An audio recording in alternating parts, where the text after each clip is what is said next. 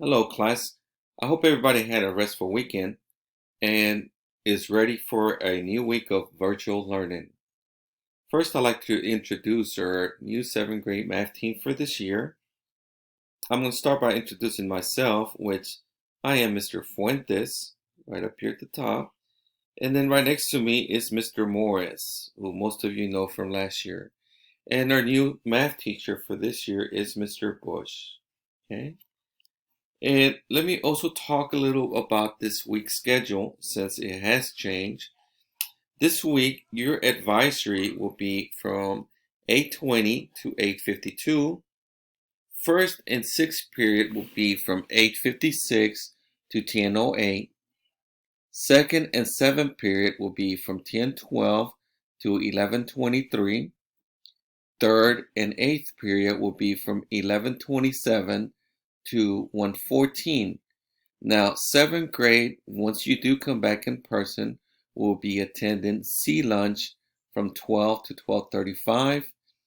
Eighth grade will be going to D lunch from 12:40 to 1:14. And after lunch, you will be attending fourth or ninth period from 1:18 to 2:30. Fifth and 10 from 2:34 to 3:46. Now, for those of you that do decide to come back in person, you will be having two advisory periods. You will have one in the morning at the beginning of the day and another one in the afternoon at the end of the day from 3:50 to 3:55. That is your first power slide. Let's go to the next one. Now, on the next power slide, we have a spiral notebook and we have a planner. Now, here's what I would like for my students and hopefully all the seventh grade math students to do is to go out and purchase a spiral notebook. And then you take that spiral notebook and you go ahead and label it as your seventh grade math folder. And the reason for that is that it will probably be easier for you to keep up with your notes and any other resources that you might need to put in writing.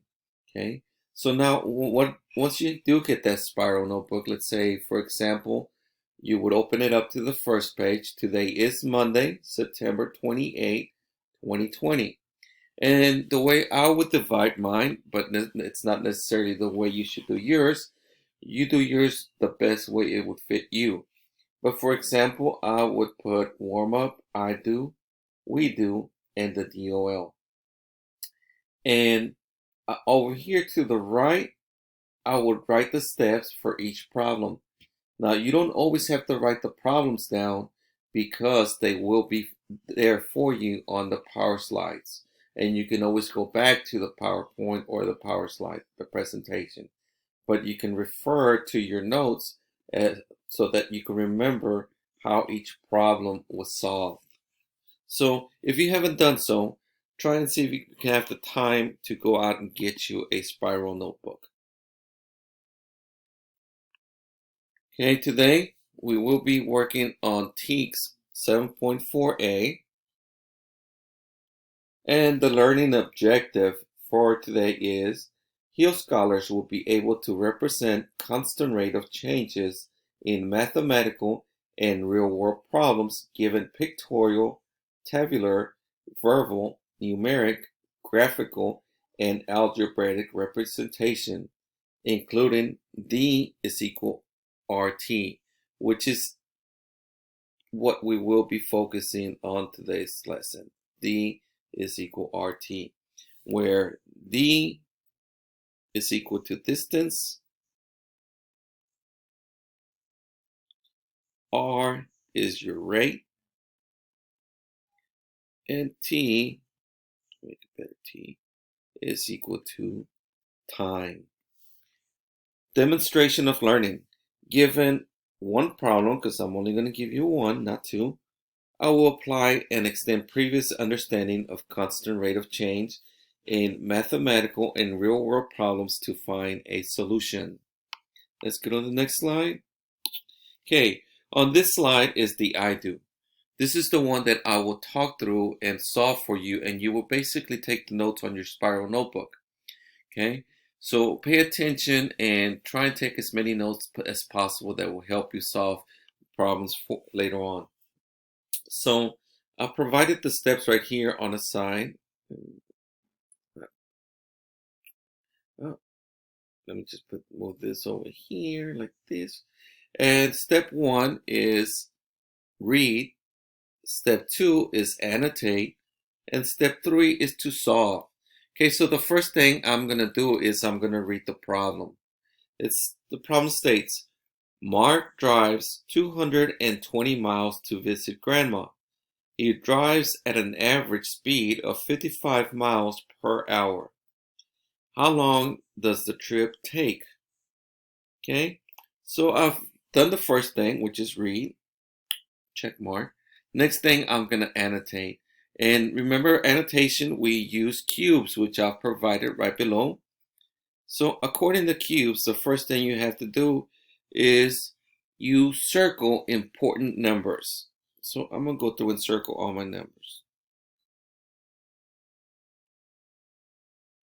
Okay, so I've completed C. Second step will be to underline, switch this here, the question, and the question is how long does the trip take? Okay, so I've done U. My third step will be to box in any important words, math words that I'm looking for. Okay, so first, let's see, he drives miles, an average per, and then the units that I'm going to be working with is miles. So I boxed in. Next, I'm going to evaluate and eliminate unnecessary information. Okay. Well, just about everything that's left over is basically unnecessary. So I've got the information that I need to solve the problem. Now, one thing that I did do is I included this little triangle right up here. And on this triangle, I've divided it into 3 sections with distance on top, rate, and time on the bottom. Now, I want you to pay attention to what I'm going to do with this little triangle. I'm going to put it times there for multiplication. Oh, it don't look that good, but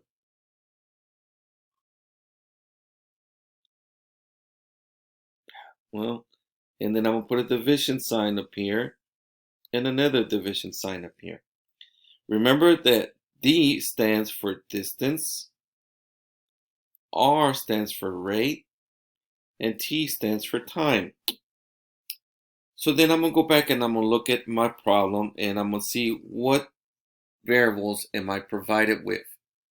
Well, let's see. 220 miles is the distance that he traveled.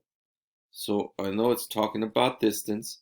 So I know 220 is going to go right up here. 220. And 55 miles per is a keyword that describes rate. And rate goes on the bottom left.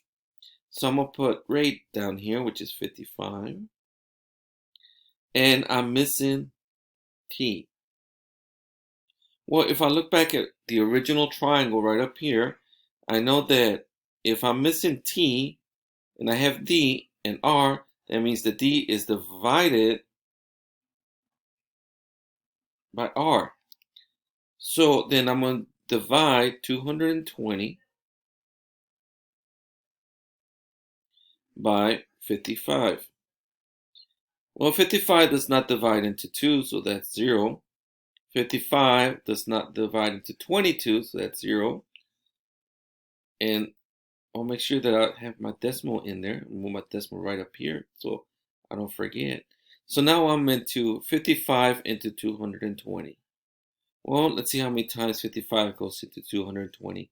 So let's see, I got 55 plus 55, that gives me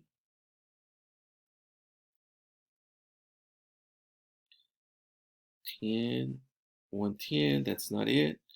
And if I add 55 to that, that gives me 5, 6, 1.